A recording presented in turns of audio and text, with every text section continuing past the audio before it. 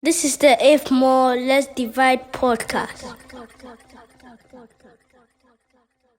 Yo, Charlie guys, what's poppin'? Welcome to the If More Let's Divide podcast. Charlie Fred, what happened? What's good, B? Charlie, a day inside. You did mass today. Yeah. Charlie, there is this thing that I've always wanted to ask you. Mm-hmm. Are you intentional about your appearance on the podcast? I'll say yes and no.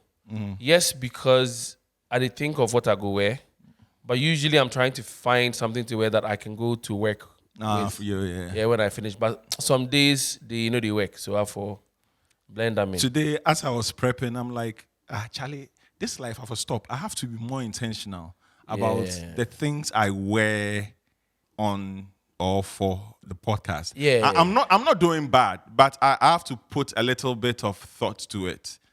I think your style because is right now this was just I just enter no way. But here they go. I like how you are able to be random and it still always feels organically you. Yeah, Charlie. If you know me, Rasta. But sometimes I buy shadows with the podcast in mind. Oh really? Wow. Like that's true. Have I ever? Yeah. Maybe. Yeah. I buy a couple of tees. I'm like, okay, I go wear this one, go to the podcast. Charlie, Charlie, I for stay the fresh there. But how you feel about the new haircut? I mean, it's not anything new because back in the day, this is how I kept my hair. Okay. You know, it was always short, and because my hair actually takes a long time to like grow. Okay. I wish I would have a very, very big afro and would never ever. But also, I get tired of things easily. You know, the one thing that I've been able to stick to for 7 seasons is the podcast. Charlie. Yeah, Charlie. You've done great. Recording back to back for years. Yeah. Crazy. Yeah. You know, but they say consistency brings in the cake and the reward, Charlie. Talking about cake and the reward, Charlie. Follow Atunua Digital. Shouts to Mark Mason. Shouts to his team. You know, they are doing amazingly well in the audio space. You know, they have a big share of the cake. You'll soon hear of them. And Charlie, today when I guest, many people don't know. Because I was checking him out online. And I'm like, Charlie, these guys are asking this guy the same question because they don't know how deep he runs, you know, or how far, you know, he's been on the scene for a very, very long time. Like, many people don't know this. And Charlie, before we talk about all what, you know, the Gen Zs especially talk about, we are going to go back into time. Take it into time. Yeah, Charlie. Without further ado, Charlie, this guy, you might know him, you know, has the initials 4040. Today I go enter, you know, that question. Because anytime I hear 4040, Jay-Z comes to mind for some strange reason.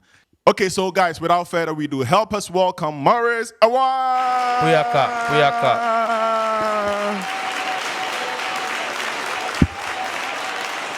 Maurice, Charlie. My guy, how far? Cool, we there inside. What happened? Charlie, bro, you know Finally, you are on an episode of the If More Let's Divide podcast after, you know, planning this for a minute. Yeah, Charlie. Are you a fan of the podcast? Very much so. Very much so. It's nice to just see something that's just it's organic. Yeah. That's the I think the true definition of this is organic, and it's just talking to your brothers. Yeah. That's a plan. That's a plan. You know Fred? Or this is the first time you meet? We've probably overlapped multiple times. Actually, we met him at a wedding. I met him at a wedding about a couple of years ago. We're a few mutual friends. But yeah, so. You know, it's from afar, but you see this is one of your bros. Yeah, I'm asking because it looks like you guys are in the same field when it comes to real estate. Yes. Yeah, so Shai Fred, this convo... It'll be fun. Yeah. But, you know, I'm just now also clocking that the deeper connection besides friends and whatnot is obviously through his grandfather, who's uncle to my godchildren's mother. Oh, so wow. Elaine's kids are my godchildren. Wow. Stanley I didn't even know that. Yeah, so it's a very small world. Yeah, that's one of. I mean, I have adopted Mr. Stanley Uso as my own godfather because he had a very close working relationship with my grandfather, who passed on. So they were all industrialists. Okay. Stanley Uso, your grandfather, Yeah. my grandfather. Wait, so Samar, who is your grandfather? Dr. Usu, Albert Usu. So he started Aztec. So Aztec beverages. So initially, when they started in the 80s, they actually did alcoholic beverages before they moved into... In the packs? No. So, no, before Refresh. Oh, okay. Before Before, Refresh, wow, way before. Yeah, way before Refresh. They had alcoholic beverages, really, really cool. And it's just things they discovered recently. Flavor, like, for example, ginger wine. I've never had anything like that before. In the 80s? Yeah, like 80s. Like, it was wild. So before they even did Refresh. So Refresh even came in bottles before it got into the PET. I think I remember saying, So it was in bottles before he did the PET bottles. Then before we did Insu.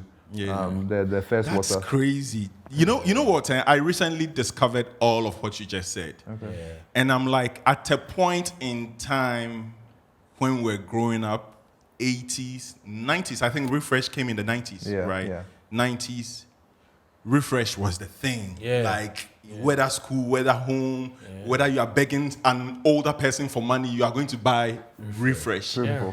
It was a staple. Whoa. And it's crazy to know that it came from your side, from your grandfather. Yes, so maybe he passed. I was about to say condolences. Thank you, man. Thank you. He passed a month ago. Yeah. Sorry. A month ago. Sorry. So we're just currently working out the logistics for the funeral. plans. Oh, sorry. But yeah, so Condolences. thank you, man. Thank you. So it's something we take. His legacy that he created for us is something we take very seriously. So by God's grace, we're going to try our best. So he gave the water to my mother a couple years ago. So she passed on to my brother and I. So we rebranded the Insu and changed the bottles, everything. So by God's grace, it's in the market now, and it should be around. Yeah. So Gen Zs, we are sorry for this start. You know, if you're a Gen Z, you definitely don't this know will go for them. Refresh. You know, Refresh was. But Google it. Yeah, I'm sure because quite recently I saw a picture of the pack on someone's page. I still remember the color. Yeah, yellow. There was a green one, and crazy, and then orange on it. Like it was. See, I always say that there's even though yes, we even did that for us. I can tell a very simple thing about Refresh. You remember blowing up the box? Oh, stepping on it.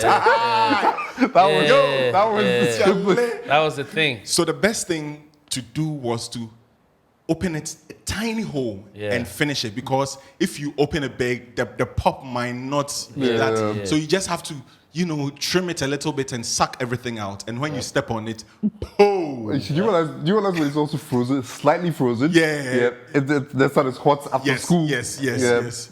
Oh, Charlie. Damn, Charlie, damn. I always had one with me when I was going to school. Right? Yep. If I didn't have, or anytime I stole money from my mom, Refresh treats. Yeah. And the yellow one, was it pineapple? Was my favorite? Banango. Yellow one was banango, so it was banana and mango. The green was rare. The green one was the orapine, so orange and pineapple. But it was rare. It was rare, but that was my fun. That was the one I loved. I love the green one, and also there's another one to the red one too as well. Then there's the lights too as well. You had so many, Yo. Yep. You know what? Where is your grandfather from? Asante. This is conversation from Kumasi and Malam. No, Kumasi and Malam. That's where his mother and father are from. Okay. So I beg you, please, if you guys hear this, I'm sorry. I am asking this question because of the Insu brand. Insu is Equiapem. Yes. The Ashantis will say Insuo. Yes. We Equiapems, we say Insu. Yes. And when that brand came out, it gave me some level of, right now my language is a brand. Yeah. And anytime my uncle would come down from the States, back then they actually took the mineral water very, very seriously. Yeah. It was Insu. Yeah. Insu was the only one. Yeah, we're grateful for that. It's been that's why bringing back this legacy was something that we took very, very seriously. From down to the branding, I brought it down because I understood that there's a new demographic of of consumers who wouldn't know what the history was with the brand. So how do we tap into that, their perspective, but also using the legacy of the brand? So the two things have to be done at the same time. So currently we have the 500 ml. We're working on the 750. We realize that the 1 liter isn't something that's, you don't really see 1 liter bottles. That many. So Yeah. I mean, we're trying. The medium one, the 750. The 750 is the one in between. Yeah, the in between. And that the 1 liter. that one is very, very common. Well, that's I'm a bit annoyed with myself now because I should have paid more attention to the profile. I would have called your auntie. Yeah. You give me more filler. They should tell you that word here. How did it feel like growing up in a household or growing up, you being a part of the family that was in charge of brands like those? So the good thing is my mother allowed my brother and I to just be kids. There was no overhanging pressure saying that, oh, you have to do this, you have to do that. They just let us be kids. We did a lot of things that we did in our mind. We assumed were regular things because everyone around us at the time was doing the same thing. Only thing was my granddad. Anytime I'd go with him to the factory, he point this machine out. He said, when you get older, you need to make sure you do this, you need to do that, and make sure you take over this. At that time, I didn't really understand what he was saying.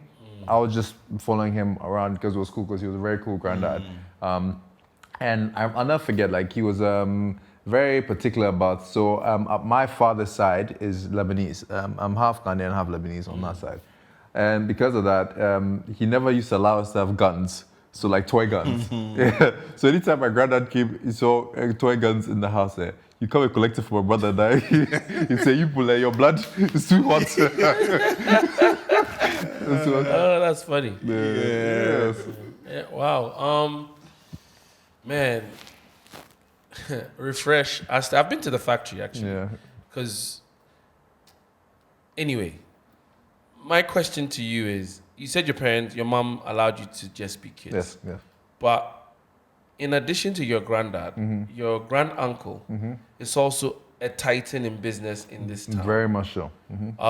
And the two legacies by themselves are so colossal, it's almost strange, because you would be told that people like that only appear once in a generation in any family. Yes. So to have two people like that, that are so impactful across the economic landscape in Ghana, growing up in that environment, I understand that your mom didn't put that pressure on you, but you yourself, Of course. seeing those things, how did it impact you?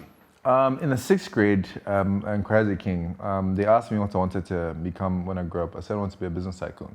That's literally all I knew in my mind. There was no doctor, there was no lawyer, there was no, as far as I was concerned, because watching my granddad, watching Uncle Stanley, Grandpa Stanley, all the different people around, watching even my parents, grinding, that's all I knew. And growing up, I've managed to continue that by God's grace, not to the level that they've been able to achieve, but slowly we're trying our best. But it's been extremely impactful on my decision making and understanding that I have a legacy to protect. Yes. Yeah. So definitely, it's played a very pivotal role in my approach to a lot of things, because I understand that I have, for example, Grandpa Stanley. He's the Abusia Penny of our family right now. So anything that we do, obviously, we need to make sure we report back to him to make sure that, okay, it's all well and good here. So it gives you a certain level of, basically, you know how to walk each other. If you don't feel misbehaved, then you know, say each other, fearsome. Just a quick follow-up to that, because I've always told a story on this podcast about how, of all the things that happened to me, I feel robbed the most because my grandfather was taken away from me before I had a chance to interact with him. I'm sorry about that. Well, he has a very close relationship with your uncle. Yeah, still my granddad. Yeah. But what I want to try and find out, because I always talk to some of, your family about recording or tapping into their knowledge, like the information that spans decades of business and whatnot. Is this something that, like, is in, because I'm asking you that because you keep speaking about legacy. Is that something that crosses your mind about how to preserve the information? Like, were you able to extract information for documentary purposes for posterity? Are you doing the same with your granduncle? How do you navigate those? So with my, thank you for that's a great question. So with my granddad, I'm learning a lot more things as we speak right now. Like for example, I didn't know about these other alcoholic beverages that he got up to and all the different boards. So like I went through his CV and I was like, wait, this guy must have like 30 boards at some point in time, and it made me realize that, like you said, there's a lot of information that if we don't take care, we end up losing it with time.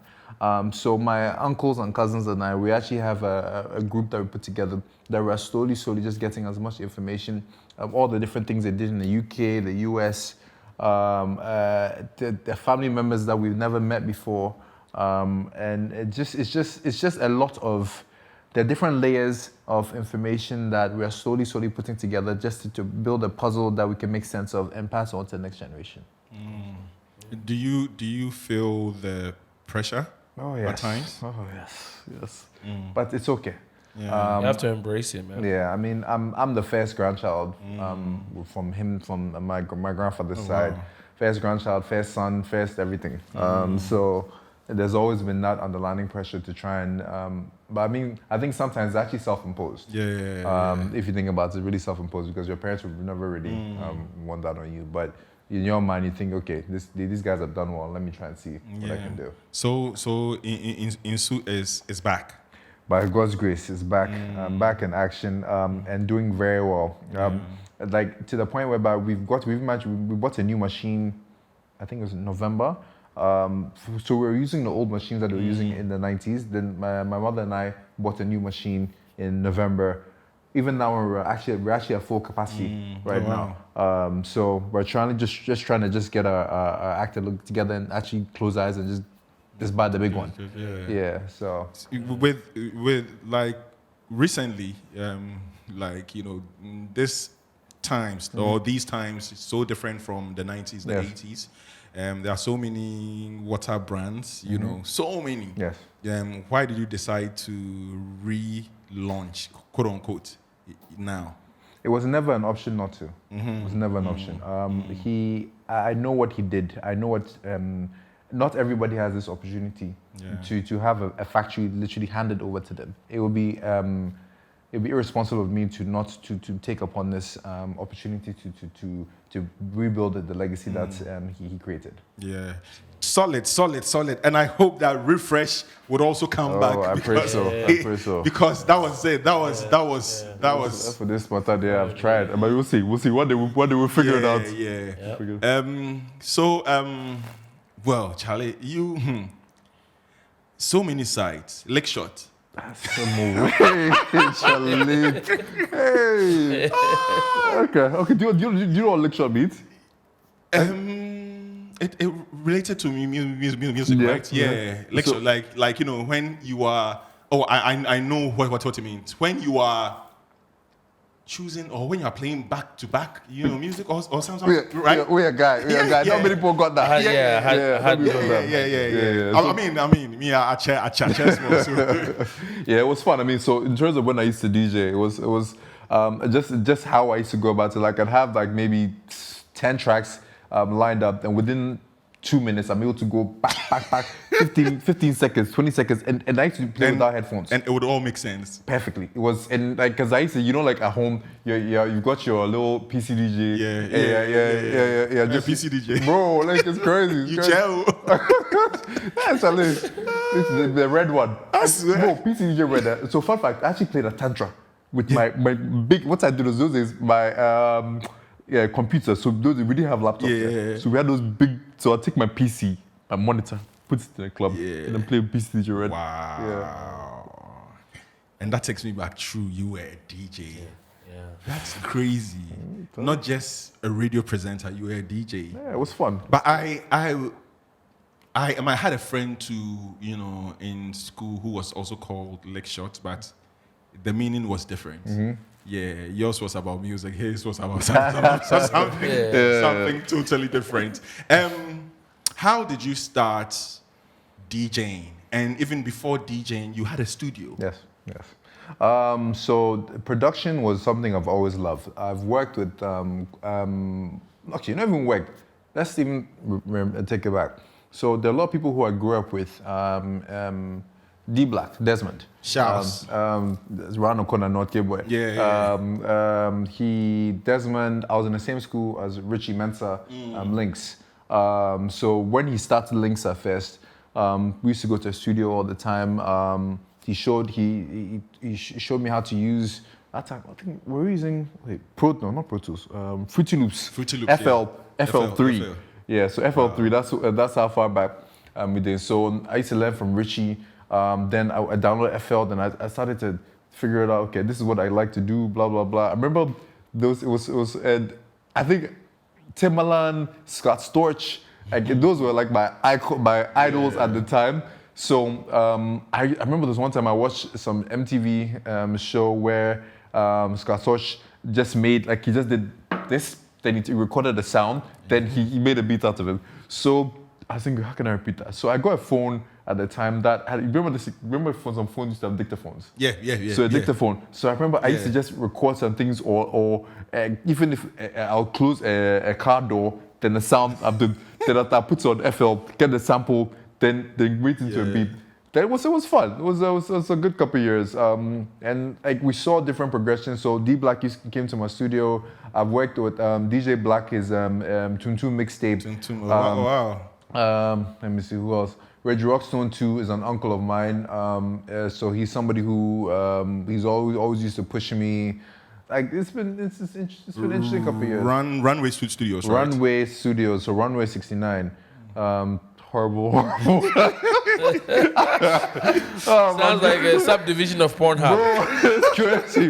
That was so, in retrospect, you're like, what the hell was that? I mean, the way I saw you literally go back into time to those days. Like what was some of your memorable moments during those days? So like, DJing, aside recording with. Oh, I mean, the DJing was fun. It was we did quite different events. So, for example, the Rick Ross concert. So so Leslie was the one who was behind that project. So we were the one pushing the ticket sales. Like it was just a grand thing at the time. Boomerang. I remember I was the head DJ of Boomerang, the first youngest head DJ of Boomerang. First time I played, I remember Duke Banton was like, who's this guy? They told me, this is Maurice at Stella Sun, blah, blah, blah. This is Maurice, come. Then Duke took me under his wing, and then Uncle Kiki too, Kiki Banton too.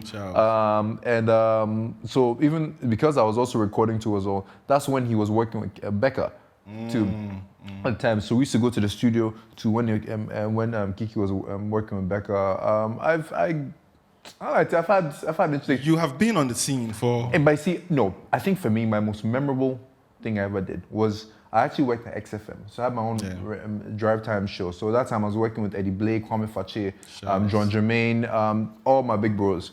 And I got to interview my idol. Rest in peace, my bro, Conrad Dumont. Oh, wow. I got to interview Conrad Dumont. That thing till today, I have a picture of it. I'm very, very, very proud of him. He was always like a big bro. And this was like the early days of Instagram. So if you remember, he was also on Instagram quite a bit back then. So till that's something that till today, it holds a big, very, very big memory to me. Yeah. So I'm even more intrigued now. So you come from a business family, let's put it that way. And you're growing up and you're finding yourself integrating so much more into the entertainment space and whatnot. Was there ever some form of pushback or saying, Maurice, you focus on your books, or you should be doing this and doing that? How did the family like? I'd be summer boy. I'd be over summer boy at the time. But at the same time too, I'm grateful that my people were liberal enough to just allow me to just go through that process of trying to figure out who I wanted to be. And I think as now I have kids now, I will not be as difficult. If my daughters want to explore life a little bit, I'll just tell them like, listen, understand what the limits are, figure out what works for you, and just go. Because yes, as Ghanaians, we tend to, some Ghanaian parents will tend to put a bit of pressure on you that you should do X, Y, Z and whatnot. But you realize that you get older. Yes, you've done that, but you see that you start to rebel within a period, within a time frame that actually that's not when you should just, and you should have done it in your early years. Yeah. Yes, so I've seen that happen too many times. Yeah. That's a cool. I mean, so I like that you're talking about that in that way, but I'm wondering also how that felt like when basically something that you have an interest in and you're so curious about and you're passionate about, the environment around you, the culture, not even necessarily just family, but people look at you like, this guy, they like school or he's not serious. That's why you're veering off into entertainment. How do you feel like that experience has impacted who you became overall in business and everything else? I learned not to care. I learned not to care till today. And initially, it was in a very, I'd probably say, I didn't do it as tactful as I probably should have. But now, I understand the value that I bring in any situation that you find in. Your presence should be currency, and not even being on some corny thing. Your presence should be currency, and it takes a long time to be able to actually figure out how you can actually monetize just being who you are. Yes, so some people will want to enter a situation whereby yes, you go under the wing or something. I can go into rooms with older people that I don't know from anywhere. By God's grace, I know how I deal with them, and they accord me the respect that I'm supposed to. So. Yes, I could have chosen a different path, but this is who I wanted to be. I need to figure out myself, and I'm glad you took that. I took that path. It wasn't easy. I'm not going to sit here and BS. Like, it wasn't easy at all, but we're here now. Yeah. Yeah. Was it like I'm talking about you know, with your studio days, with your DJing days? Yeah. Was that what you wanted to do, or that was a means? No. Or that's something that you met along your way to your main, Yeah. So it was always I've always been a creative. I've always seen myself in that, like even down to drawing. Like if you give me a pen and paper, I can draw your face right now. Wow. And it's something I didn't learn from anywhere. I just actually picked it up on the way. So at that time I felt as if this is where that's all I wanted to do. I wanted to be this person. I wanted to have these, be like my idols, be on radio. I was on radio. I wanted to do the biggest events like I used to. I did. I remember, I don't know if you remember there was this event in Ghana called Kiss and Tell. Kiss and Tell, yeah. Wow, was you? Yeah, Kiss and Tell was me. Oh, wow. Yeah, son. Yeah, Fred wasn't together then. Yeah, Kiss and Tell was me. So that was fun. And this was fully.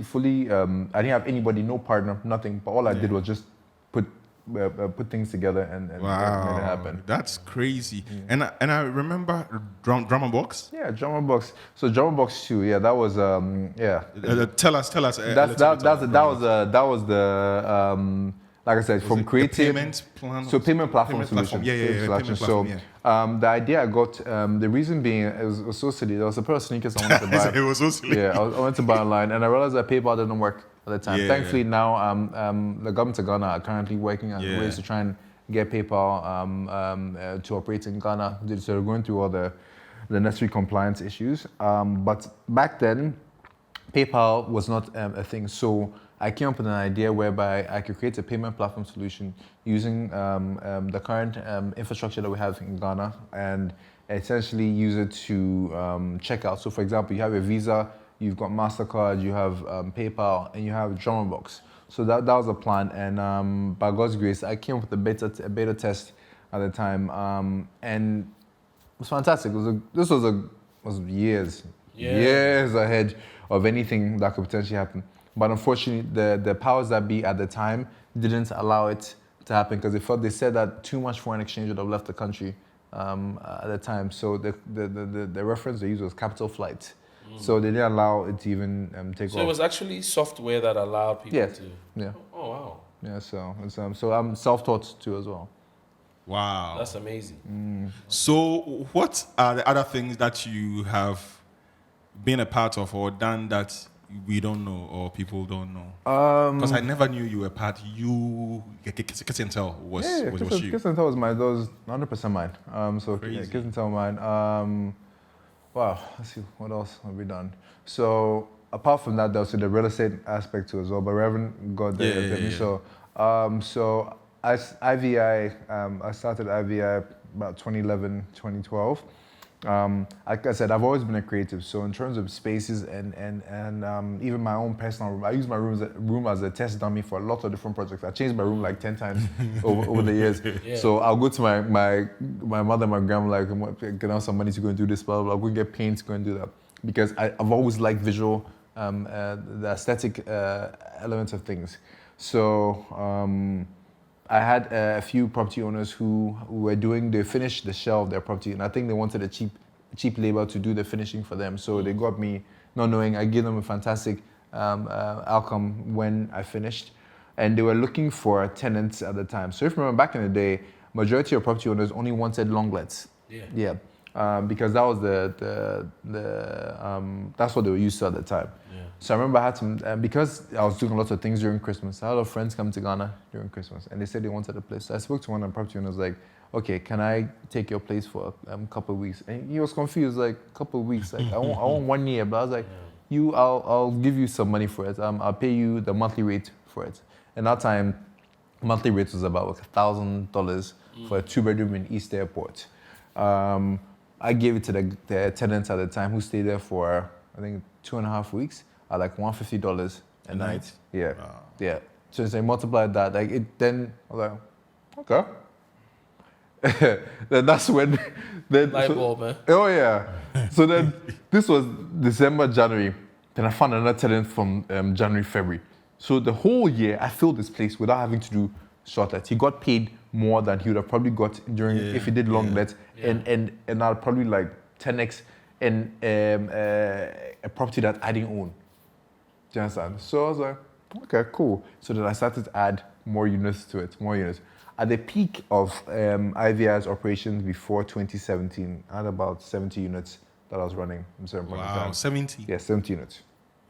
Yeah, so it was interesting. It was an interesting couple of years. Fred, this is your field, I guess. Over to you, man. Joe Latte. It's very interesting to listen to your trajectory, how you found your way through multiple fields, and I think I would describe myself very similar to you in terms of being a creative but navigating business from that creative approach. So you found a challenge, you came up with a solution. Yes. I had a similar idea about this money platform thing, because I was dealing with it on the other side of the world, so we call it Sika Line then. But it was hard before Western Union. Yes. You couldn't transfer money back and forth, and I thought it was so redundant. So I was coming up with like some way of getting people to be able to transfer money and stuff. And I run into the same issue where the government, US government this time around was like, the exchange, I think you have to come up with like something crazy back then of at least $500,000 deposit just to be able to do any type of transaction. So that kind of fell through the cracks. But to just get a bit deeper into your mindset of how you're able to bring a new concept into the real estate space, because Ghana's real estate space is very interesting, for lack of a better word. You doing this short-let stuff, how did you manage to maybe get access to the client base that was looking to do short-let, and was that something that you engineered yourself, or is it something that you saw a gap in the market and you're like, let me explore that? Marketing. I've always, back to the creative element, I've always been very visually inclined. So I've always understood that certain ways of doing things, certain images, you put a logo a certain way, and I've always been very minimalistic in my approach. So I try to avoid any tacky things. And I leveraged on the fact that I knew a lot of people knew me for the December period, because a lot of people used to come to Ghana, and this was prior to the year of return. The whole Dirty December. Exactly. Yeah. So, but we still had a lot of family members come to Ghana during Christmas, and during those years, people didn't want to go back to their parents' house. Yeah. This was like too much restriction. Exactly. This was like our early 20s, so they wanted that freedom. So then as a friend who they knew for the partying, then this same person said, "Oh, I have this apartment, blah blah." So they felt comfortable dealing with me from that point on. And the good thing is that over the years, I just refined it. So, for example, I learned that certain things that if for example you call me and say you are a group of 2 or 3 guys, right, that are coming for Christmas. The second I know that, there are certain properties I won't put you in, just because of the fact that I need to protect the relationship with the property owner and have access to the place. If somebody calls me and they say, I need your large luxury 3-bedroom apartment in airport for one night, I'll never take that booking. Because in the past, I made that mistake whereby I gave a booking to somebody, they had a party, and I didn't know that. You understand? So it's all of these are the small things that over the years you end up picking up.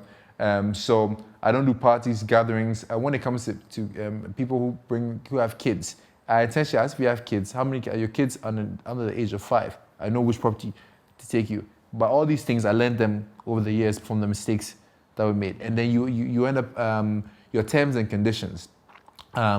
These are things that people don't realize, that you need to protect yourself, because touch wood if there's a problem, right? You need to, okay, these are what the T's and C's for the person assigned before the person takes the tenancy to as well. I used to have long tenancy agreements. Now I just have a one-pager, which the one-pager is ironclad. Like if there's a problem, everything two's on it. Again, all these things took a long time to learn. How long did it take?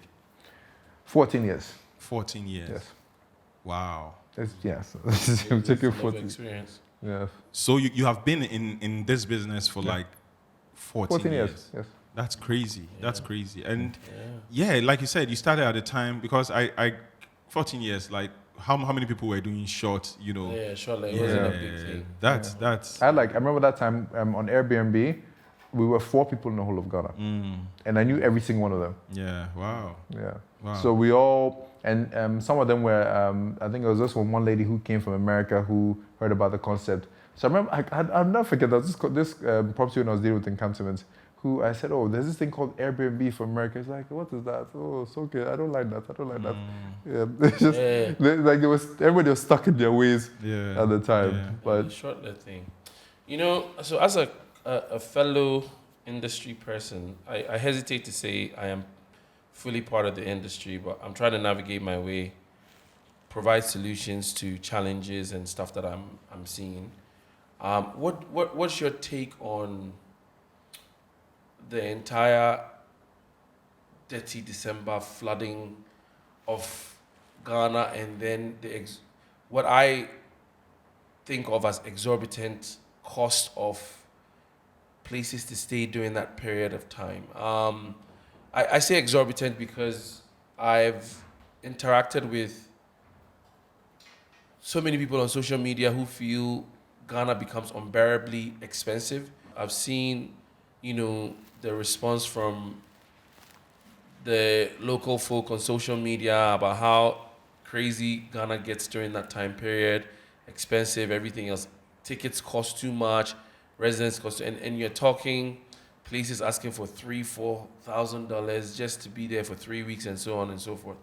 But, with your experience in that sector, basically doing things that were unimaginable, short stays and whatnot. What's your outlook on those things, and how do you think? What do you think if you were like in control and you could set the scene for us? What would be your approach? The whole premise behind doing a shortlet is it was supposed to be cheaper than a hotel. So if people come and they're staying in your property and you're charging them 3-4 times more hotel, then they might as well go to hotel and get breakfast in the morning, and at least they have their room clean every single day.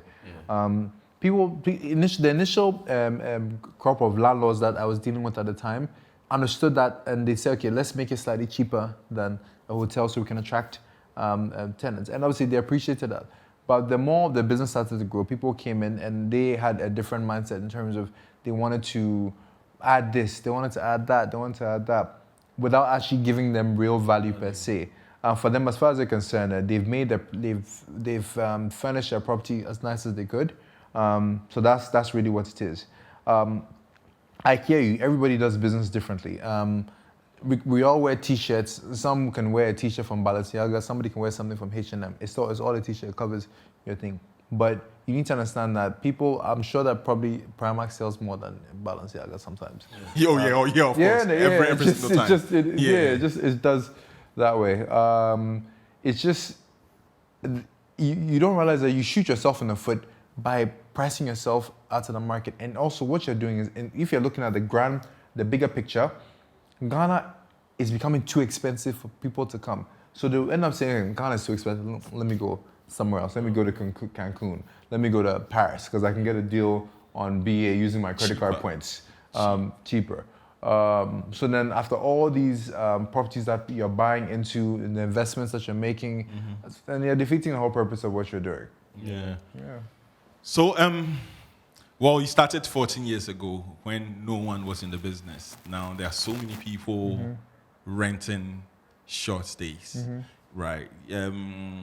How has the competition been like for you? Competition. So, for the past like since 2017, I've been back and forth between Ghana and the UK. So that's why within that period, I probably do maybe like a year in the UK or maybe 6 months, and I come to Ghana for a couple months and just sort things out. So I think during that period, that's when a lot of people came fully into it. Competition, yes. As a business owner, you would feel the pressure a little bit. But I stepped back and I said to myself, okay, as opposed to having these 70, 50, 60 units running, whereby you're dealing with nothing but stress, because and I always remember during Christmases, there was probably 2016 or 2015 Christmas, I was trying to show my family. I was trying to do something. Hi, on the 25th Christmas day. Hi, my internet isn't working. Hi, my ECG has gone off. My Wi-Fi. You have to call somebody. You have staff members, but Christmas time they don't come to work. Got it? And then there was an incident whereby there was a child who was in one of my 3-bedroom apartments who she decided that she wanted to heat up pasta in the microwave. Tell me why she used a metal bowl in the microwave, bro. And the microwave exploded. Ooh. Kitchen lit up. Bro, Charlie, whenever I think back to that thing, cool. You had to call fire service, had to pay for everything. Brand new kitchen, and I'm glad that they managed to put out the fire before it got too bad. But these are some of the challenges that I've had to face. You have, then over the years, you build the profiles of the different type of guests that you have from different countries. So you know people coming from the UK, the US, within a certain age bracket, they tend to be a little bit more boisterous. So you need to know, okay, I'm going to put you in this property because of the fact that you have a group of your friends who they all want to enjoy themselves. So if, for example, maybe my cleaner is supposed to go there 3 times a week, I'll let the cleaner go maybe once. Because I know this guy, the time you come back, let's say, and you take away the overly valuable things from it. So people don't realize there's certain rooms that are furnished in a certain way intentionally. So we keep things on the wall because you don't touch the wall. Yeah. We won't put any trinkets on the tabletop. In terms of Wi-Fi router is hidden in the corner. Whatnot. So the place looks nice, but you don't realize it's nice in a strategic way. So these are the small things you pick up over time. Fred, are you in the same business?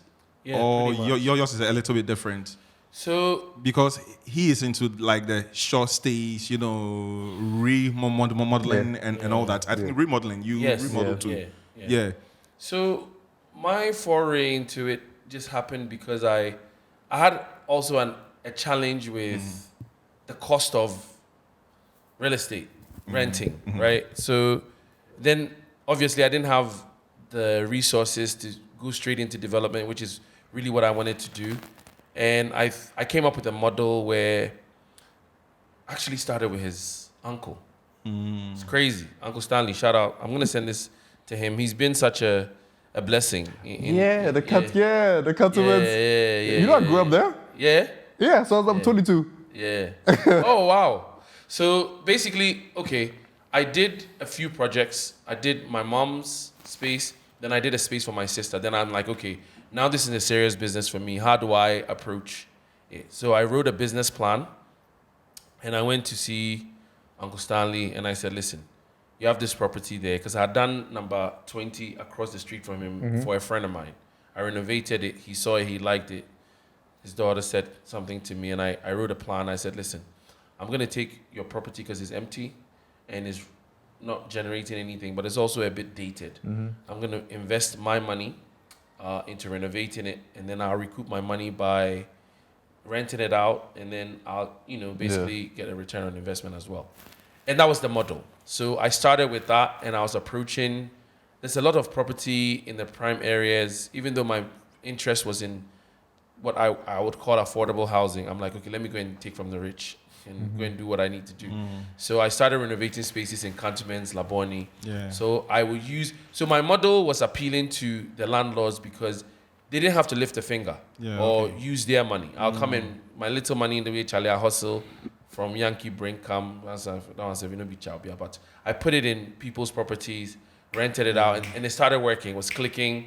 Next thing you know, job after job, and I've never had to advertise, but it's basically the same thing that he's doing. You mentioned something. You didn't have enough resources, funds, right? Yeah.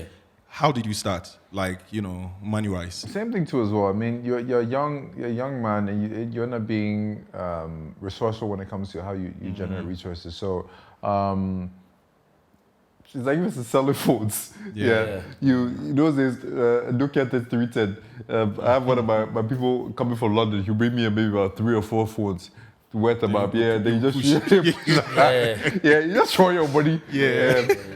So obviously, if you are young and you're resourceful, you figure things out. Anything that has a potential within legal remits. Let me just add that within legal remits, you do that. Hustle, get a bit of money. And like I said, the biggest thing for me was I always used to leverage on my network, and that's ideally what it is. Once you're able to. I would say this, that if you can call somebody and they pick up on the first 2 rings there, that's currency. Yeah. That is 100% currency. You don't realize that is because if somebody looks, you know those calls that you look at, they're like, Charlie, I call you. Yeah. You don't want to be that guy. Trust me. So the second I realize that is going in that direction, then I relax, then give it a bit of time to marinate. Then you build. I want us to enter more into IVI. Okay. It's a cool name. The full name, I really, really like it. Very, very dope. But before I get into it, there is a thing, or people keep on saying, most of the buildings around, especially in the East Lagons and all that, there aren't people in. Right, people are putting up buildings for all sort of reasons. What is your take? Is it true that all of those buildings you can't find people in? Oh no. I disagree to some extent, because obviously when it comes to different seasons in Accra, you may end up having a slow season whereby certain properties are empty and whatnot. Yes, you end up having a few voids in there, but any competent property manager will fill those voids by virtue of the type of rental models. So you can end up having a short-term rental model, mid-term rental model, and long-term rental model. So if, for example, your property is meant to be for a long let, then you can't find a tenant, then you find somebody in for a short-term, or you find somebody in for 3 months, whichever. So that flexibility needs to be applied. So if your property manager isn't doing that, you may need to have a conversation with him or her about that. So in terms of all those excessive units in those areas, people want to feel as if there's ownership. Okay, at the base of everything is ownership. Yeah. You want to feel as if you worked to own something. Yeah. So to shock you, like for example, like what we're saying about other people hustling to be able to buy, even if it's a studio or a 1-bed, the fact that you've been able to buy that's all they need. Some people don't even care about the fact that it's occupied. They just want to know that they own that. Fred, what's your take on that? So I want to ask him and dig deeper into his mind because he has a bit more experience in the space. I have my own thoughts on it. Okay. So investing in property is become a big thing for diasporans, and I think just to piggyback off of what Mutombo is speaking to, because I've been under the same notion in certain pockets that there are a lot of properties on the market. Like if you do a search on Mikasa right now, in the last 5 to 7 years or so, there's about 34,000 properties that have popped up between the prime areas, we would call them cantonments, Laboni, Jowulu, Abelenpe, Ridge, East Legon, so on and so forth. There's 34,000 plus, and we're building according to a different, way of living than what we're culturally used to. The whole condo apartment thing is not necessarily how we grew up living and whatnot. And, the prices are not cheap. Everything's been quoted in dollars and stuff. So what do you think of the economy of the rental property in general? Do you think that we have a high level of occupancy in sense of at any given moment, let's say all these properties that are up, you can look and say, okay, 70% occupied, it's 60% occupied, or it's 80% occupied. Throughout the year, this is the data that shows that the projects that are going up actually have occupancy. Yeah. Okay, so there's actually an occupancy level. I would be very moderate and say we're looking at maybe 60, 65% occupancy when it comes to it. The ones who are able to achieve even 65%, they're operating with a game plan. You need to understand that like I said, the different rental strategies that you apply for your property will determine whether your property be successful or not. If you're too rigid in your objective in terms of this is, okay, I want this, then your property will be empty. I know properties that have been there empty for like 3 years. Listen, as far as I'm concerned, it doesn't really bother them because this is supposed to be a retirement plan for them, so they don't really bother themselves. But I mean, in terms of the sheer volume of properties being built right now, I know a certain street in airport with over, I think we did a calculation, 1,500 apartments currently in construction right now.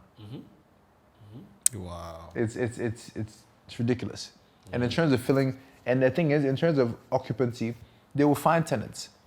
I agree with that. But pockets of tenants don't determine whether your property is doing well. If you have 100 units in your block, and out of that 100 units, within 1 month, you have maybe the occupancy of 80 of those units, whereby we have 2 nights here, 3 nights here, 1 night here, 2 nights here.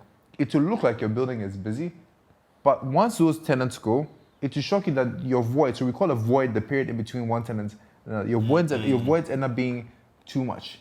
So then you want somebody who has a proven track record of the fact that, okay, how do you control your voids? Are you able to forecast in terms of when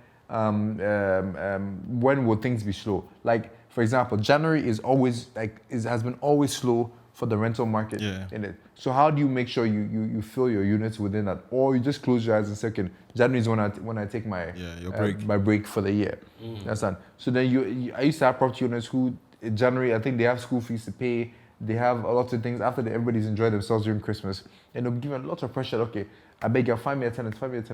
Tell them if you tell them to lower their rental bills, they don't do it. Yeah. So how am I supposed to do that? Yeah. It's a bit of a conundrum because I feel very Ghanaian, and I also have a part of me that's I have to accept that I'm diaspora, and I lived outside. I moved back home, and I want to be a conduit to people who want to take that step, because I think it's necessary for various reasons. Brain drain, people coming back, people also coming back to support the economy with their different skill sets and all that stuff. And it can be very challenging for anyone who has lived outside.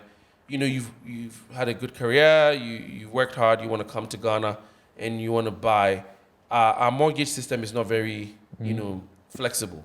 So you come in, you're asked to come up with a ton of cash, like $180,000, $110,000, $150,000, just to get a one bedroom, for instance. So let's say you have a family that doesn't work, right? You have to go and buy a house. It's going to be significantly more than that. Playing the land game is hell. Yeah. Trying to build a house, another hell.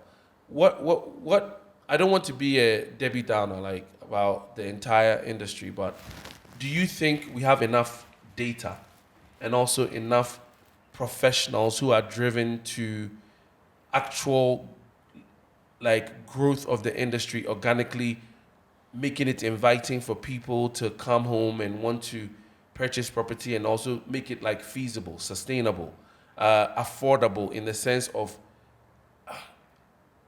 what I'm really saying is, Whether we have an organic ecosystem to support. yes, is it? Because I think part of Mutombo's question also is, I like to call a spade a spade. A lot of people believe that all the properties or majority of properties going up is money laundering and all these things. Like, what do you feel as a professional who's done it for 14 years, who obviously seems to be in it for the right reasons and for the professional reasons? Yeah. Do you feel these things, or do you see them, or what's your take on it? Of course, I mean, we see it all the time. People use in business, there's something called an SPV, a special purpose vehicle. That's why they put money in these assets, and not all of it. Some people do that. Maybe they've gotten the funds from nefarious backgrounds or reasons or whatnot. But then you have the other people like what you said, the diasporans who they've gone to work for a couple of years, they have a bit of money and they want to invest it into something. It goes back to what I also said about having a game plan, because what I've learned right now is that people tend to lose interest very quickly. So there are a lot of different developments that, if you realize that a couple of years ago, they were the cat's meow, everybody was going there, then they moved on to the next one. They move on to the next one because the new ones keep on coming every couple of years. So what I've done, and thankfully a few of my property owners have listened to me over the years, is that have a 5-year game plan, 5 or 4-year game plan, whereby you strike hard. After 4 years, you sell it, move on to the next one, and you buy the new one. Because if you end up to structure at the same point in time, nobody really go to your place anymore. You're struggling for tenants too as well. Because without saying names, obviously, because Of course. there are certain places that become, the spot. Yeah. There was one that was popping in East Legon when I first moved to Ghana. Now the place has moved to Cantonment, where it's very popular. Everyone is going there. And for me, my concern usually is the truth of what I am observing. And I don't have the raw, and I don't even know if we have, so those are some of the questions I'm asking. Do we have a system where data is being collected of how many people are renting, the influx of people, where they're staying? We can't track those things. I don't think there's a centralized system, but obviously every business should have their own system. So I have my data whereby I know where what units are doing well, and I have, in terms of time tracking, I can tell, okay, this period is good, that period is good, whatnot. So once I know this period is going to be good, then I focus a lot of marketing to be able to just make that period better. Like, for example, going towards this August, June, July, August period, is actually not the best period, not the best time for shortlets in Accra. And you'll be very surprised because a lot of people are finishing school. A lot of people don't have money within this period. So a lot of people want to just recoup what they've been able to make over the year and just relax a little bit. Or maybe they're traveling outside of Ghana too as well. So What? Oh, go ahead. Sorry. What causes, based on what causes that shift from like today, this spot in airport is hot, then tomorrow it's a different spot. What brings about that shift? Do you guys know? You know the word New Balance right now? Yeah. Those days, you know the word Nike? Yeah. It's just unfortunate as human beings, we always like new. No, but is it like price point or the area? People just like new things. Yeah. And I have a suspicion of also beyond the brightest new thing. Yeah. I think that the market here in Ghana is such that when you take that spot that was popping in East Legon, for instance, right? It was a bright new thing, but when you start to go into it, like one time I rented a a place because I wanted a change of scenery. And we went up there, and you realize that they've put your washing machine 2 steps away from the bed, right? It's a tiny spot. I paid $100 and something, $140. They said they couldn't do anything better for a day per day. So I was going to be there for 2 days. As soon as I got there, I didn't stay. I made a phone call to my brother. I'm like, Charlie, I guess on spot, if you get some shoddy you want, take and go, it's yours. And I bounced. But the point I'm making is that as the new developments come along, people also realize they can get more for their money. So it's competition. Yeah, okay. And then they're like, why I go that Yawa place? Make I go here. Okay. And then also the new buyers who are eager to recoup their investment, which is something I want to ask you about, now also become aggressive. So they drop their prices, and there are certain places that are more appealing than other places, obviously. So then you're like, okay, if I can get the same for cantonments, why I go Usu? It's that kind of thing. So my question to you, Maurice, is around this idea that I read your ethos, your business ethos. And I think for a lot of the business people in this country, the ethics of how we sell is not at the forefront of what we're communicating to our brothers and sisters, especially those in the diaspora who don't have access to all the information and whatnot. Because me and you, we day street. So even though there's no centralized data system, we know what they go on for the most part. So you know how to like strategize. But if I'm telling my cousin right now, if I'm being honest, who wants to invest in Ghana, my first instinct would not be to tell them to put 200K in an apartment, because we have to talk about investment in a smart way. How long is it going to take you to recoup that money, right? Opportunity cost of your money. So if I say, a home is not necessarily an investment because you say it is an investment. Investment has different reasons why you invest. Are you investing to make money back, or are you investing to, like what he said, I have a place, I've worked hard, and now I can point to that as that is an investment in its own way if you look at it that way. But what do you think we can do to educate better those who are looking to play the game of, I want to buy a property and make money off of it? Is there a new route? Is there a new strategy? Is there a new approach that can be implemented so that our brothers and sisters can bring their resources, the money they've earned there, to come and put in our system and not feel like they've been let down, they've been deceived, or they've done something that in hindsight they would have not done? Okay, so 2 things can be true at the same time. So, i.e., investing in a regular property, i.e., the studios, 1 bedroom, 2 bedroom, 1 out. There's nothing wrong with that. But at the same time too, you can end up going, okay, why don't you invest in a beach chalet? Why don't you invest in something? Because lately that tends to be a big thing now. I realize that people would like to go outside of Accra, and they want that level of exclusivity. And there's just something I've realized it's nice. I've been there with my wife and my kids, and it's something that they should think outside the box. But if you want to go to the traditional route of investing in real estate, understand that you should go in with a game plan. And you, as the agent or the developer who is selling this to the diasporans, tell them the truth. I know that it may be a bit difficult, but explain to them this is what the reality is. The market isn't 100% at times. We all have our challenges. One day the lights will go off randomly. It has nothing to do with the building that you're buying. It's just unfortunately the macro elements that we've all gotten used to in Accra. Also help them understand the landscape. So like something I did 10 years ago was that in the UK we had the tube map, the UK underground. So what I did was that I superimposed, I'll send it to you. So I superimposed the Ghana, the Accra map onto the tube system. So because I realized a lot of my US tenants will come to Ghana and they have no idea about the landscape of it. So using the airport as a central location. So I have a map that literally has zoned Accra. So you have from zone 1 to zone 5. That thing, people almost fought me because they said I've put their house in zone 5 right now. And that's another thing too as well. Like in terms of revenue generation too as well. This map that I have, it could end up using to like we pay property taxes. Right? Why is somebody in zone 1 paying the same property taxes as zone 5? Do you understand? If you say all of these are revenue generating elements that conversations that we can end up having, but that's a different conversation altogether. But yeah, so something like that, I sent it to my guest, and I say, okay, this is where you're going to be. If you get to the airport, if you want to get to those days, Bloomba, whichever. So it helps with that. But a lot of people don't do that. Also, understand the guests and where you're putting them. So if you have the guests from the States, let's say an older couple who they've never been to Ghana before, but you know the diasporans, they really want to come and reconnect with Ghana. You have a fiduciary duty to think to yourself, okay, how can I make their stay memorable right, and worthwhile? So you don't put them in a place where the staircases are there.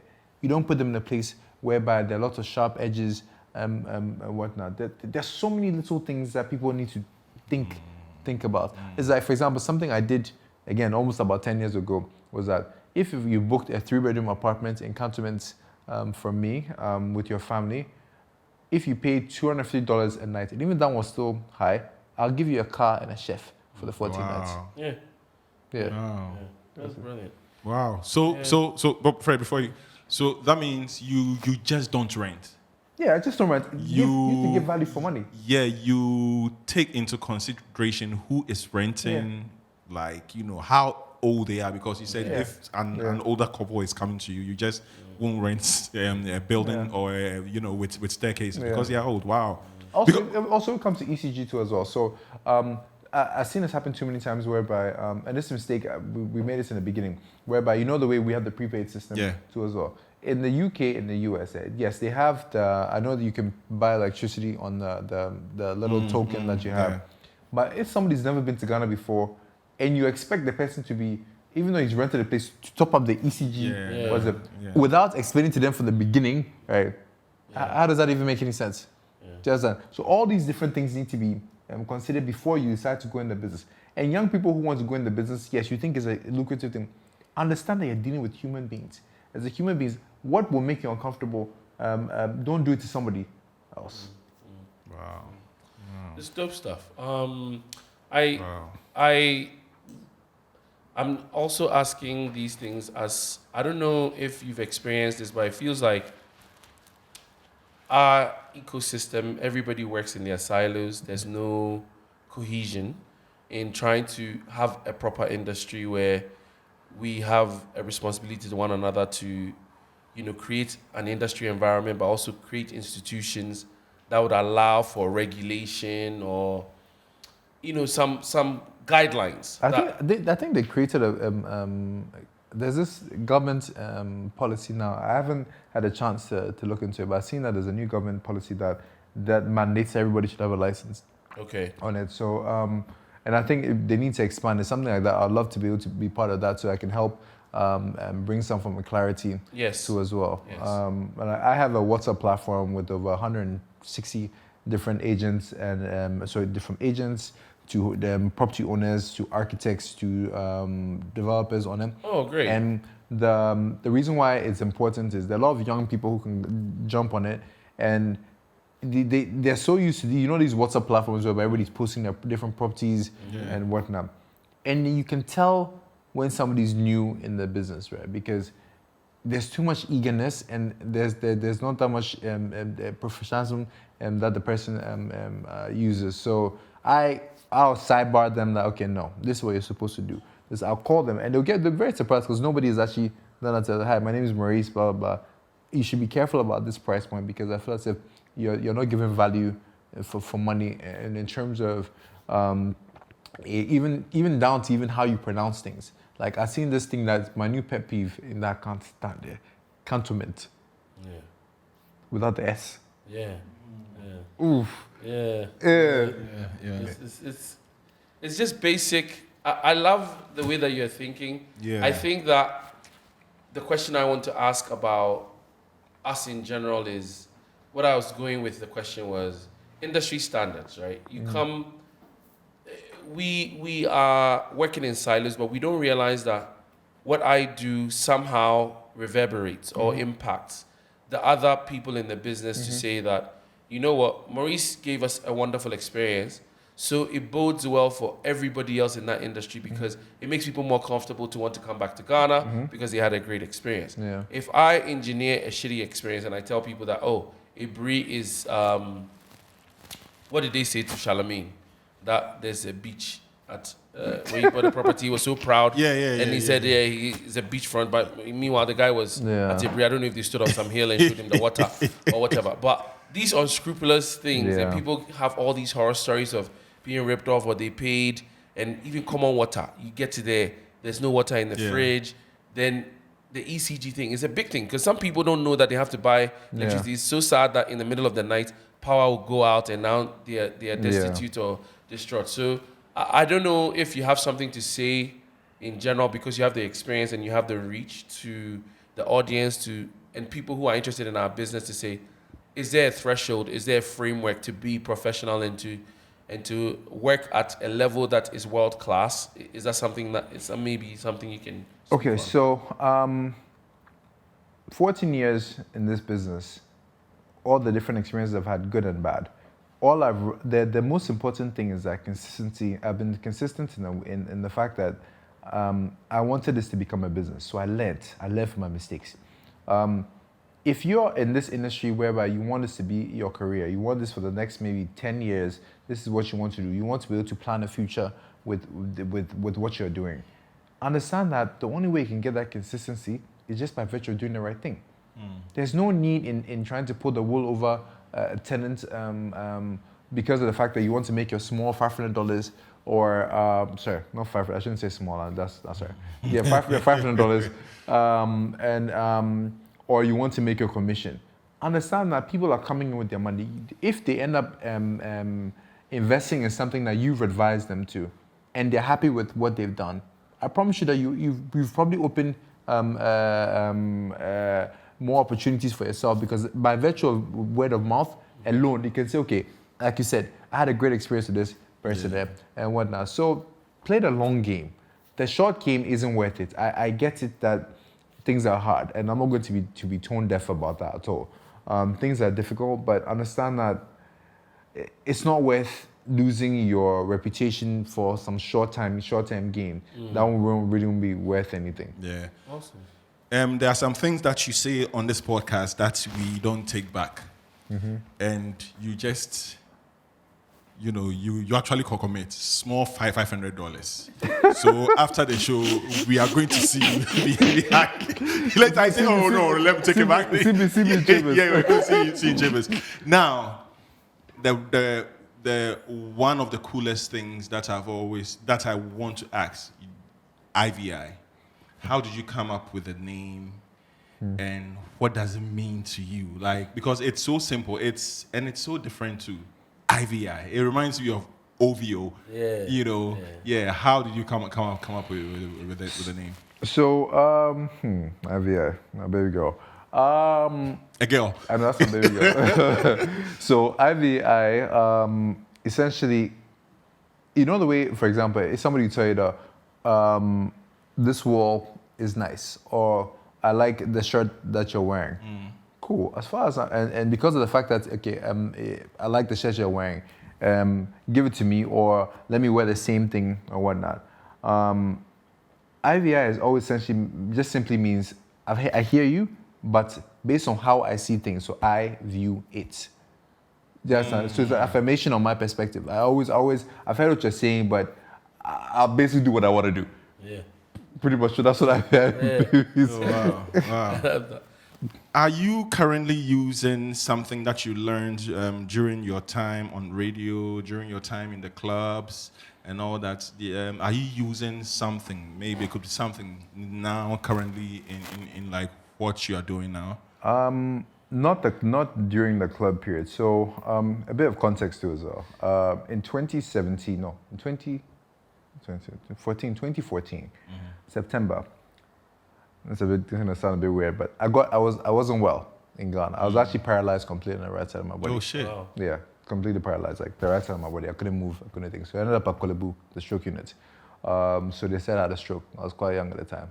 All this time working too as well. Wow. So for 2 years of my life, 2014, then it happened again in 2016. Oh shit! Whereby I got better. Then in 2016 again, I lost all the power on the right side of my body. Then I went back to the UK and I said, and they did a test. They found out that I had something called multiple sclerosis. I have MS. So because of that, I was on treatment for that. So I was actually on chemotherapy for 5 years in the UK. I've been through a lot. Wow. Yeah. All this time, I'd still be coming to Ghana. I fly to Ghana for maybe a month or two. Then do what I need to do, head back and go and sort myself out over there. Going through all these challenges, it changed my perspective on life completely. First thing it did is that it made me angry. I was wondering to myself, why me? Why is it that everybody can't have a fair shot in life? Everybody has a fair shot in life. I have to go through these challenges. I'm too young, this and that. And it was a very, very dark period in my life. But then what it did is that I felt as if God used that to change my perspective on life, whereby I stopped only wanting things for myself and started thinking about the bigger picture and how to move at a pace that works for myself. So I'm learning, and I've learned over the years that in life, yes, you can choose to chase X, Y, Z, but Charlie, if something cuts you down, there's nothing you can do. Because bro, like there was one, I remember when I was in Kolebu, I did some deal, and during that time I'm lying on the hospital bed, I get a notification on my phone that $3,000 had just been credited to my account. I threw my phone somewhere. At that time, you can have, Charlie, you can have all the millions of dollars that you want there. The fact you don't have your health, that's all that really matters. So through all this, so many different challenges that I had to face, and I'm grateful for my wife. She held it down. She held it down A1. So shout out to Fiona. I appreciate it. I love you. And it's been changing. It changed my perspective on life. But the point I'm just trying to make is that you don't have to wait till you get to that point. I know right now we all think we're chasing this return. Bro, pace yourself. Because think about it. All the challenge, the four of you, you've all lived 4 different lives. Tell me if this is true. Has this not been your life? Mm-hmm. Yeah. Mm-hmm. Right? Everybody's up and down like this. Yeah. But why are you still here? So the baseline, we're following the wrong baseline. Instead of following the one that goes up to that, follow the one that's you're coasting. Yeah. Wow.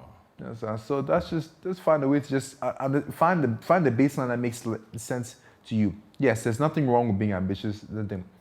I've seen 100, I've seen 0. Makes no difference. What changed? What you went through, right? Mm-hmm. What are some of the changes that you had to, call into your life to avoid getting there again? Like, did you have to change anything? You just mentioned I didn't want to change. Your belief, bro. I didn't want to change at all. I didn't want to change. I was angry. At a certain point in time, I was extremely angry because, again, why me? Why me? Oh wow! Because then I feel I be that guy. So I didn't understand why this would happen. So I'd fight back. But then you look back to yourself. You're just wasting time, and then you're wasting time and you're wasting opportunity that God is giving you to essentially recalibrate your life, because that's ideally what it is. Because I was going in a direction whereby I was going too fast, too young at the time. I said, okay, because I remember at that time, 2014, I was working on some deal with was one of my first JVs in East Legon near Kahaya. As a 24-year-old boy, I had no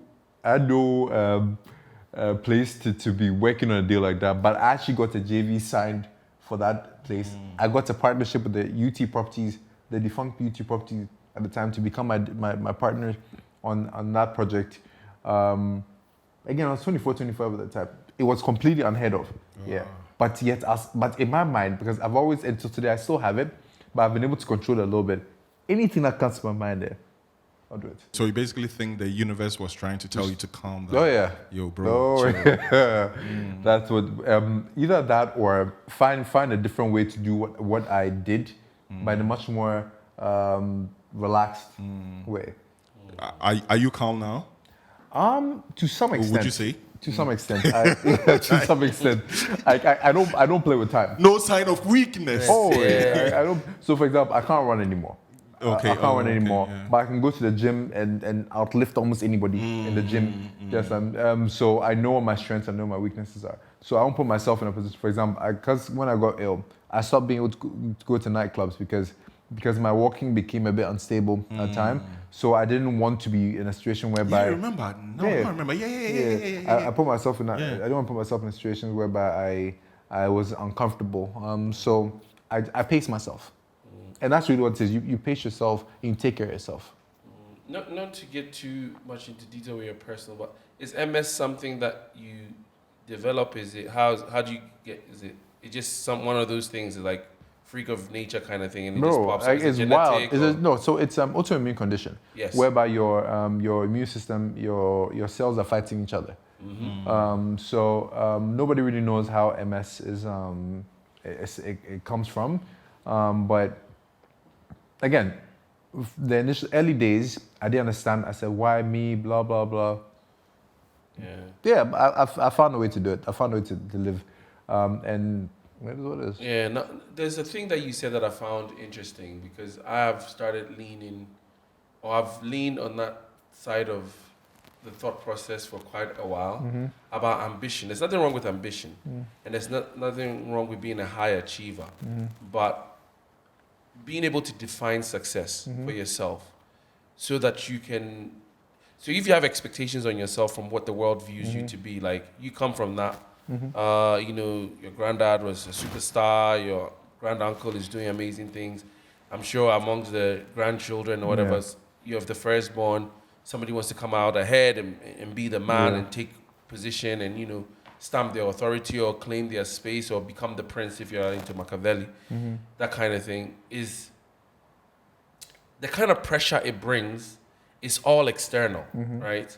Is it possible, because I believe it is, to live your life according to the goals that you set for yourself, because those are the things that are important to you. I want to be a great dad. I want to raise my children this way. I want to build a business, but it doesn't have to be a global business. I just want to be able to feed my family and doing it. That thought process towards success, is that valid in your worldview? 100%. 100%. So it took a lot. It took being me going through what I went through to be able to understand that there's a different way of living life. So I'm not too hard on myself when it comes to certain things. Not all opportunities, even though they may come my way, are meant for me. Yeah. And you'd be surprised that that's ideally what it is. Sometimes in your mind you may think, okay, my brother is doing well, my cousin is doing well, this is doing. Why is it not me? Yeah. Maybe your objective in life was to actually prepare the floor for them to be able to have a comfortable existence, and it's okay. Yeah. Do you understand? And sometimes you need to learn to just be comfortable within your skin. Do you understand? If a blessing is supposed to come here, bro, it will come. If not, Charlie, it is what it is.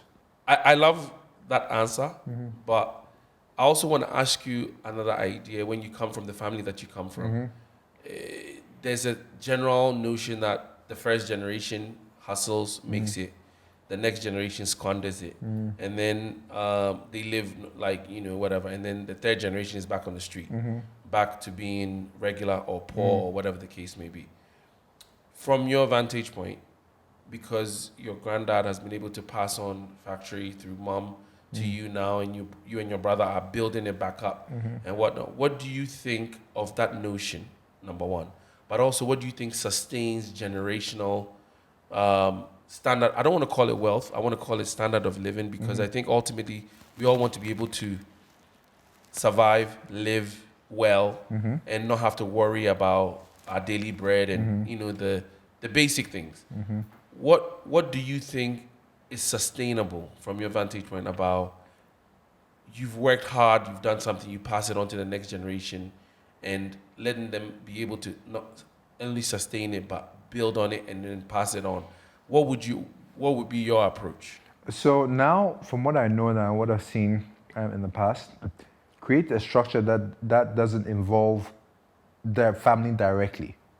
So if anything, create a governance system within your institution. A trust? No, not trust. So in terms of, you have hired help, people who are earning a decent salary to know, okay, I'm the manager, I'm the quality control director, this and that. And yes, you built the brand.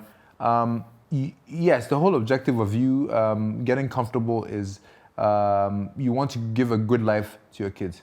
Your child may decide to be a biological scientist.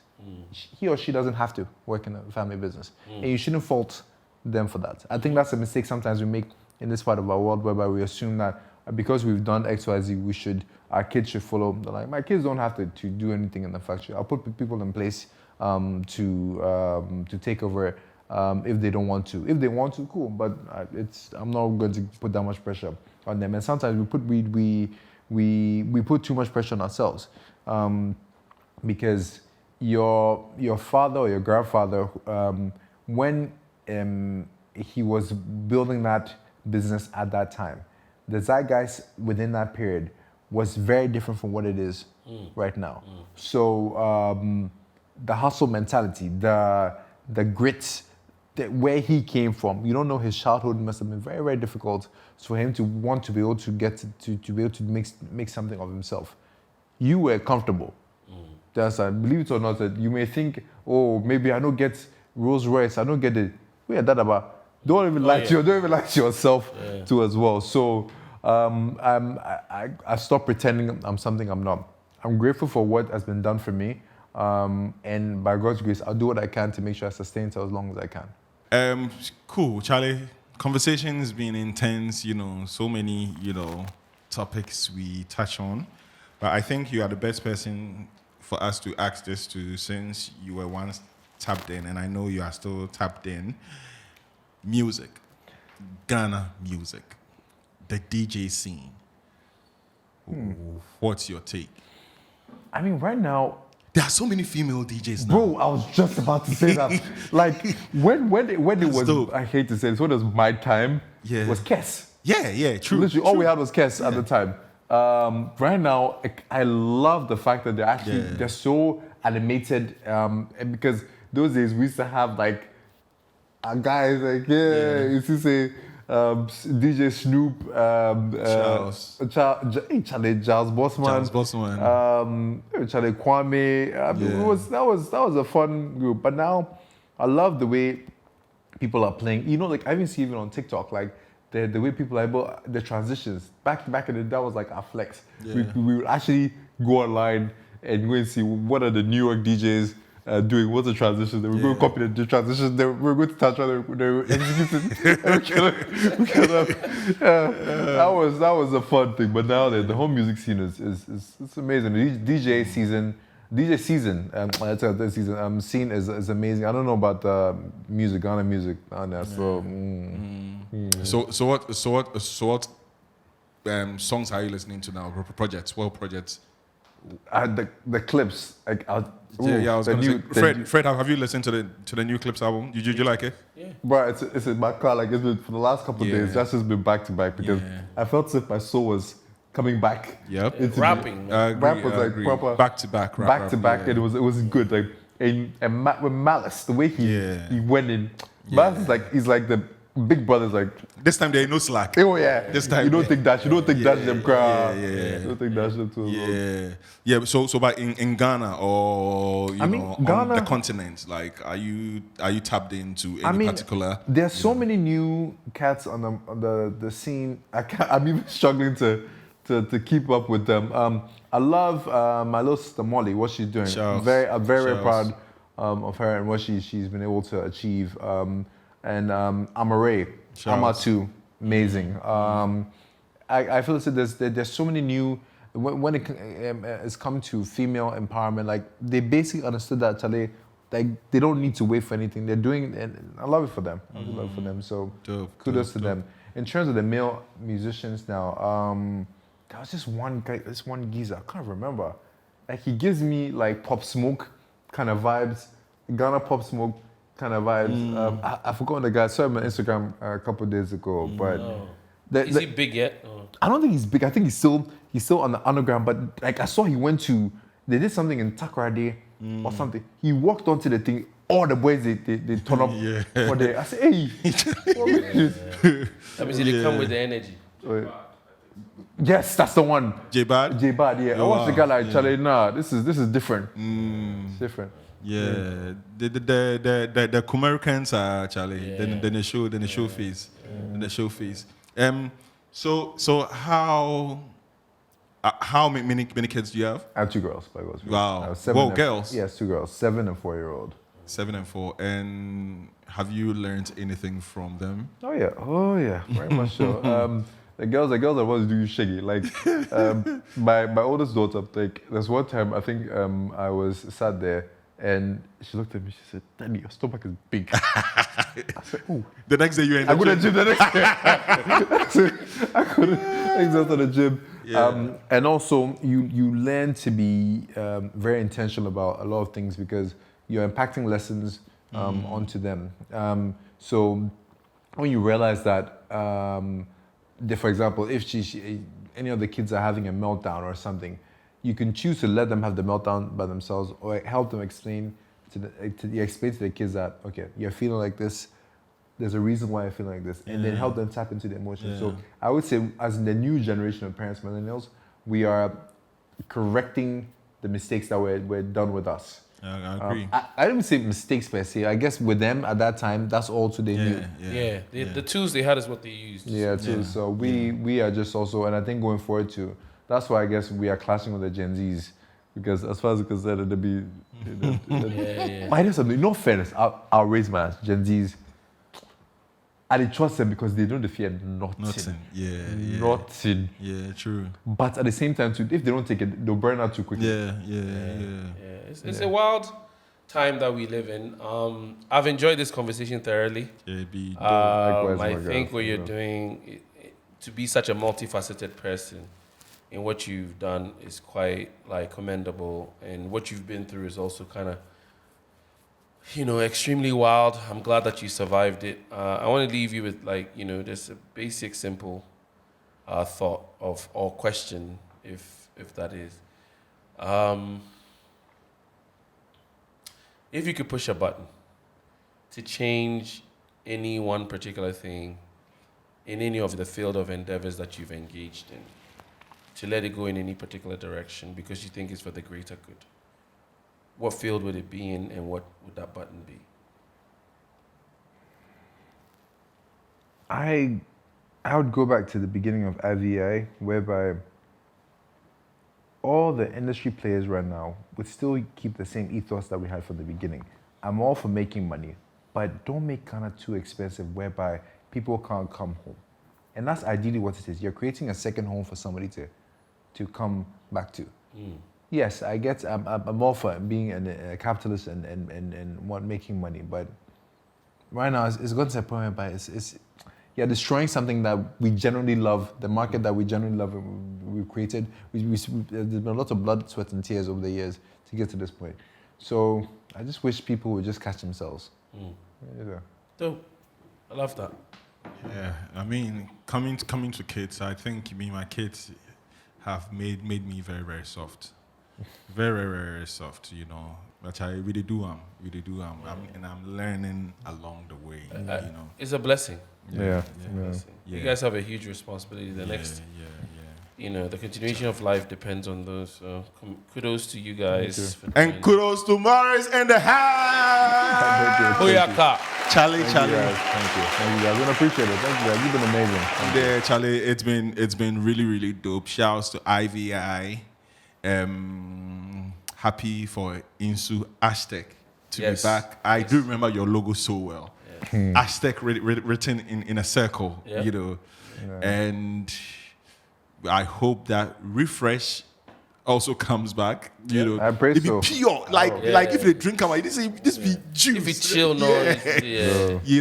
Chai, those who never ever experienced this, Chai, those were the days, and Charlie, we salute all the dope things that you have done for the culture, your studio days, your radio days, and everything in between. And now what you are doing on the real estate front. I know that Fred will tap in with you after this because Yes, basically you guys be fam. Of course. In a way, That would be dope. That would And be Charlie, dope. Charlie, we thank you for checking out this concrete episode with us. I love that concrete insertion. Yeah, Charlie. Very, very concrete. Very, very, very dope. Shouts to our guests for coming in, after weeks of making this happen, months of making this happen. We want you to subscribe. We want you to tell an uncle or a grandmother about the podcast. Leave a review. And Charlie, check the full episode out on YouTube. We realize that you guys don't tap in on our YouTube. We have everything in video out there so you can see what is happening in the studio live and color. Shouts to Atuno at the guitar too for rocking with us for this season 7. Fred, how has this episode been for you? It's been refreshing, very, very enlightening, and also surprising in good ways. But the most important thing for me was to find almost like a person who thinks the way that or looks the world the way that I look at the world from a business standpoint and from the industry that we're in. It's great to see that you're not alone swimming out there wishing wild things, which are supposed to be normal things, but in this system it can feel like it's wild. So dope, man. Dope. Very, very dope. And for me, one thing that so many things, but one thing that keeps on ringing in my head is when you say you have to slow down, you have to take it cool, you have to be calm. Pace yourself. You have to pace yourself, exactly. Yeah, at all. Child guys. Sometimes you pace yourself, but still be checking out the podcast because we are here live forever and ever, through and through. This is the F More Let's Divide podcast. Fred, we are through. Oh, Charlie, this be dope. Very, very dope, Charlie. I'm glad I did this. Yeah, photos. Of course. Let's do this one.